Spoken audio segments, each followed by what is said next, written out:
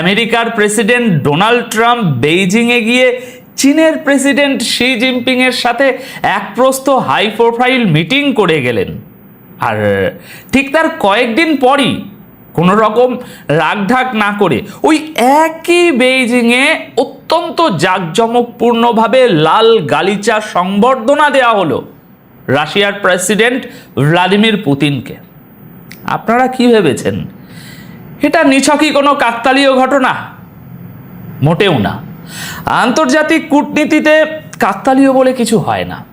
আজ 20 মে 2026 সন্ধ্যায় বিখ্যাত সংবাদ মাধ্যম আল জাজিরায় প্রকাশিত একটি খবরের পিছনের আসল সত্যটা যখন আপনারা জানবেন, তখন আপনারা বুঝবেন, তা আপনাদের আর বুকে বুঝতে বাকি থাকবে না যে আমেরিকার এই তথাকথিত সুপার পাওয়ার স্ট্যাটাস কিভাবে ভেঙে পড়ছে। আজ আমরা এমন কিছু সমীকরণ আপনাদের সামনে তুলে ধরব যা মূলধারার পশ্চিমা মিডিয়া কখনোই আপনাদের সামনে পরিষ্কারভাবে আনবে না। ট্রাম্পের বিদায়ের পরপরই কেন পুতিনকে ডাকা হলো, আর ইরান ইস্যুতে আমেরিকা ও ইসরায়েলকে চীন এবং রাশিয়া মিলে যে চরম বার্তাটি দিয়েছে তার পেছনের আসল মাস্টার স্ট্রোকটা কি? ভিডিওর শেষের দিকে আমি আপনাদের বেইজিংয়ের সেই গোপন চালটা সম্পর্কে এমন একটা বিষয় জানাবো যা শুনলে আপনারা বুঝতে পারবেন যে কেন পশ্চিমাদের গ্লোবাল আধিপত্যের কফিনে শেষ পেরেকটা ইতিমধ্যেই ঠুকে দেয়া হয়েছে। দর্শক আসুন আগে আমরা মূল খবরটার দিকে একটু নজর দিই। আজ 20 মে সন্ধ্যায় আল জাজিরায় অত্যন্ত গুরুত্বপূর্ণ একটি সংবাদ ছাপা হয়েছে। খবরের শিরোনাম হলো বেইজিংয়ে চীনের শি জিনপিং এবং রাশিয়ার প্রেসিডেন্ট ভ্লাদিমির পুতিনের বৈঠক। কিন্তু এই খবরের সবচেয়ে ইন্টারেস্টিং লাইনটা হলো মার্কিন প্রেসিডেন্ট ডোনাল্ড ট্রাম্পের আনুষ্ঠানিক চীন সফরের মাত্র কয়েকদিন পরই শি এবং পুতিনের এই হাই ভোল্টেজ বৈঠক অনুষ্ঠিত হচ্ছে। দেখুন, পশ্চিমা মিডিয়াগুলো সবসময় একটা বয়ান সেট করতে চায় যে তারা চাইলেই রাশিয়া এবং চীনের মধ্যে একটা ফাটল ধরাতে পারবে। তারা ভেবেছিল ট্রাম্পের মতো একজন ডিল মেকার প্রেসিডেন্ট বেইজিংয়ে গিয়ে হয়তো শি জিনপিংকে কোনো বড় অর্থনৈতিক প্রলোভন দেখিয়ে রাশিয়ার পাশ থেকে সরিয়ে আনবেন। কিন্তু বাস্তবে কি ঘটলো আজ? আল জাজিরার রিপোর্ট অনুযায়ী আজ বুধবার বেইজিংয়ের গ্রেট হল অব দ্য পিপলের বাইরে পুতিনকে রীতিমতো রেড কার্পেট বা লাল গালিচা সংবর্ধনা দেওয়া হয়েছে। সামরিক ব্যান্ড বাজিয়ে চীন এবং রাশিয়া উভয় দেশের জাতীয় সঙ্গীত বাজানো হয়েছে। দুই নেতা হাসি মুখে করমর্দন করেছেন। এই দৃশ্যটা পশ্চিমাদের জন্য কতটা অস্বস্তিকর এবং অপমানের সেটা নিশ্চয়ই আর আলাদা করে আপনাদের বুঝিয়ে বলে সময় নষ্ট করার দরকার নেই, তাই না? এখানে একটা জিনিস খুব মনোযোগ দিয়ে বুঝতে হবে দর্শক। শি জিনপিং এবং পুতিন যখন নিজেদের মধ্যে আলোচনা করছিলেন তখন তারা একটা অত্যন্ত শক্তিশালী শব্দগুচ্ছ ব্যবহার করেছেন। তারা বিশ্বকে জঙ্গলের রাজত্ব বা ল অব দ্য জঙ্গলে ফিরে যাওয়ার বিষয়ে কঠোরভাবে সতর্ক করেছেন। এখন প্রশ্ন হলো, এই জঙ্গলের রাজত্ব বলতে তারা আসলে কাকে ইঙ্গিত করছেন? লজিক্যালি চিন্তা করুন। আমেরিকা এবং ইউরোপ দশকের পর দশক ধরে সারা বিশ্বে কি করেছে? যখন খুশি তার উপরে স্যাংশন দিয়েছে, যখন খুশি মধ্যপ্রাচ্যের দেশগুলোতে বোমা ফেলেছে, নিজেদের পছন্দ মতো সরকার পরিবর্তন করেছে, নিজেদের স্বার্থ হাসিলের জন্য তারা একপাক্ষিক নীতি পুরো দুনিয়ার উপরে চাপিয়ে দিয়েছে। এটাই তো আধুনিক যুগের একটা জঙ্গল রাজত্ব, তাই না? আল জাজিরার 20 মে 2026 তারিখের এই রিপোর্টে স্পষ্টভাবে বলা হয়েছে, আজ বুধবার দিনের শেষের দিকে ক্রেমলিন একটি যৌথ বিবৃতি প্রকাশ করেছে। সেখানে তারা সরাসরি বলছে, কিছু রাষ্ট্র ঔপনিবেশিক যুগের মানসিকতা নিয়ে পুরোপুরি বিশ্বের উপর নিজেদের স্বার্থ চাপিয়ে দেওয়ার যে চেষ্টা করছে এবং অন্য দেশের সার্বভৌমত্ব খর্ব করতে চাইছে তা পুরোপুরি ব্যর্থ হয়েছে। দর্শক, এই কথাটার গভীরতা আপনারা বুঝতে পারছেন? চীন এবং রাশিয়া প্রকাশ্যে পশ্চিমা বিশ্বকে, বিশেষ করে আমেরিকাকে বলে দিচ্ছে যে তোমাদের সেই কলোনিয়াল বা ঔপনিবেশিক মোড়লগিরির দিন শেষ। তোমরা আর চাইলেই অন্য দেশের অভ্যন্তরীণ বিষয় নিয়ে ছিনিমিনি খেলতে পারবে না।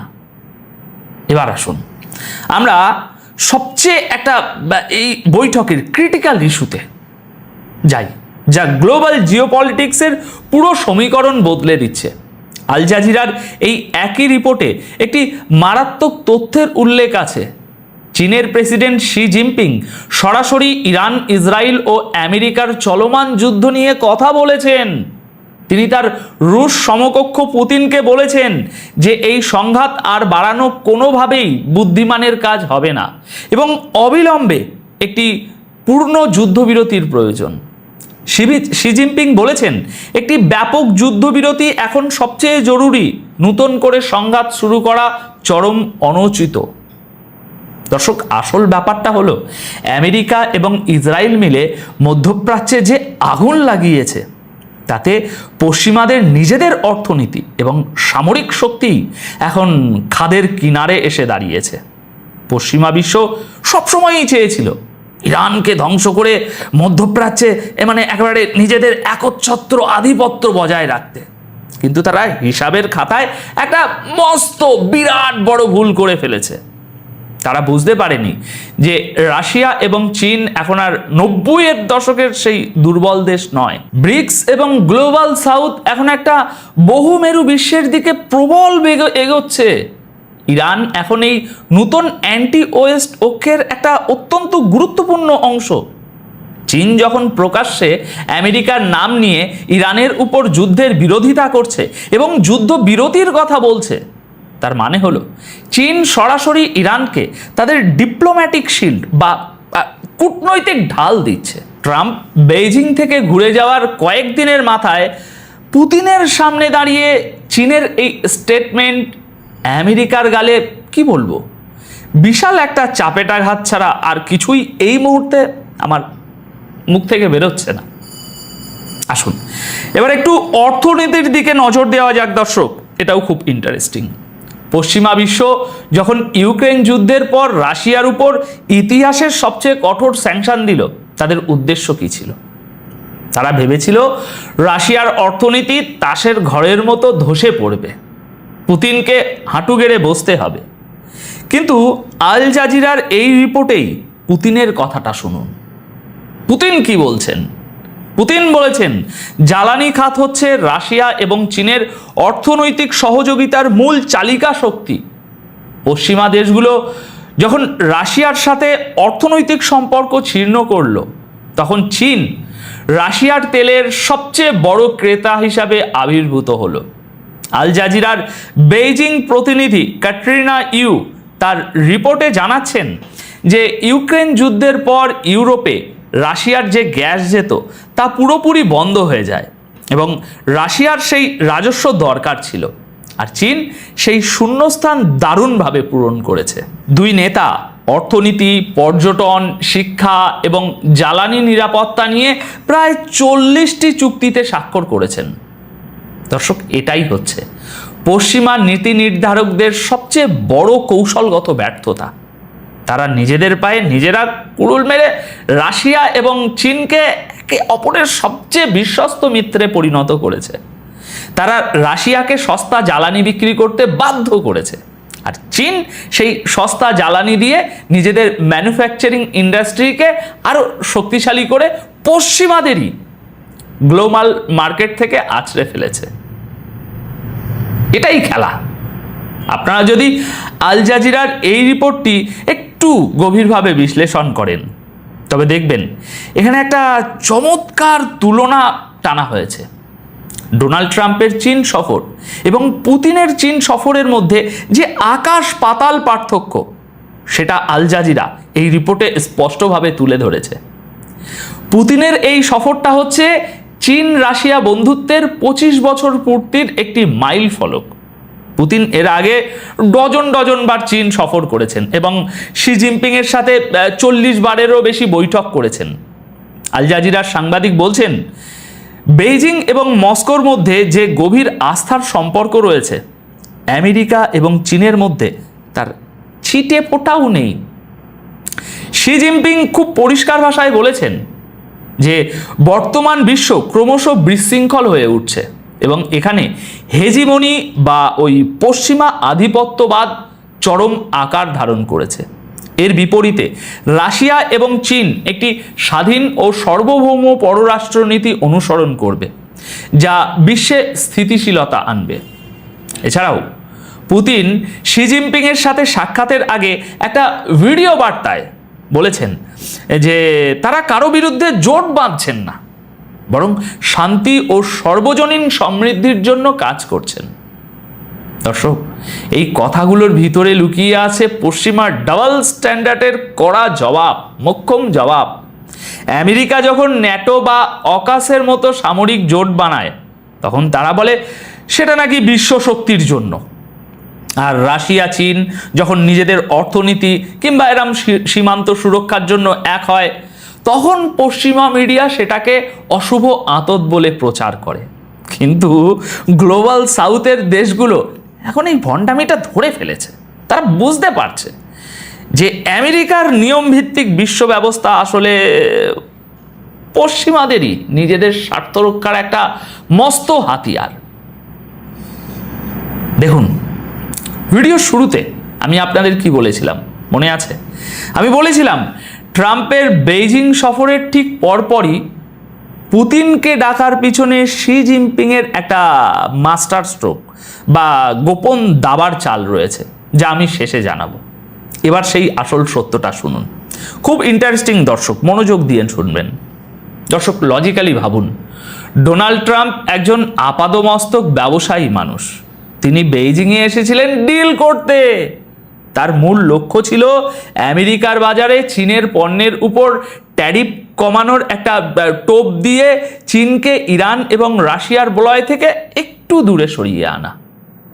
ট্রাম্পের হিসেব ছিল চীন হয়তো নিজেদের অর্থনীতির একটা ওই সাময়িক স্বার্থে আমেরিকার সাথে একটু আপোষ করবে এবং ইরান ইস্যুতে ইসরায়েল ও আমেরিকার যে আগ্রাসন চলছে সেখানে নীরব থাকবে। কিন্তু শি জিনপিং ট্রাম্পকে এক প্রকার খালি হাতে বিদায় করেছেন, আর ট্রাম্প আমেরিকার মাটিতে পা রাখার আগেই পুতিনকে বেইজিংয়ে ডেকে লাল গালিচা দিয়ে শি জিনপিং আসলে ওয়াশিংটনকে একটা অত্যন্ত কড়া এবং চূড়ান্ত মেসেজ দিয়েছে। মেসেজটা হলো, আমাদের কোর ইন্টারেস্ট বা জাতীয় স্বার্থ বিক্রি করে আমেরিকার সাথে কোনো ডিল হবে না। ইরান আমাদের স্ট্র্যাটেজিক পার্টনার আর রাশিয়া আমাদের সবচেয়ে পরীক্ষিত বন্ধু। তোমরা মধ্যপ্রাচ্যে বা ইউক্রেনে যাই করো না কেন, মাল্টিপোলার ওয়ার্ল্ডের যে আর্কিটেকচার আমরা তৈরি করেছি সেখান থেকে এক চুলো আমরা নড়ব না। এই একটা চাল দিয়ে শি জিনপিং আমেরিকার পুরো নেগোসিয়েশন পাওয়ার বা ওই যে দর কষাকষির যে অহংকার সেটাকে মাটিতে মিশিয়ে দিয়েছে। পশ্চিমাদের যে একটা বহু পুরনো ডিভাইডেড অ্যান্ড রুল পলিসি বা ভাগ করো শাসন করো নীতি ছিল, তা আজ বেইজিংয়ের মাটিতে এক প্রকার মুখ থুবড়ে পড়েছে।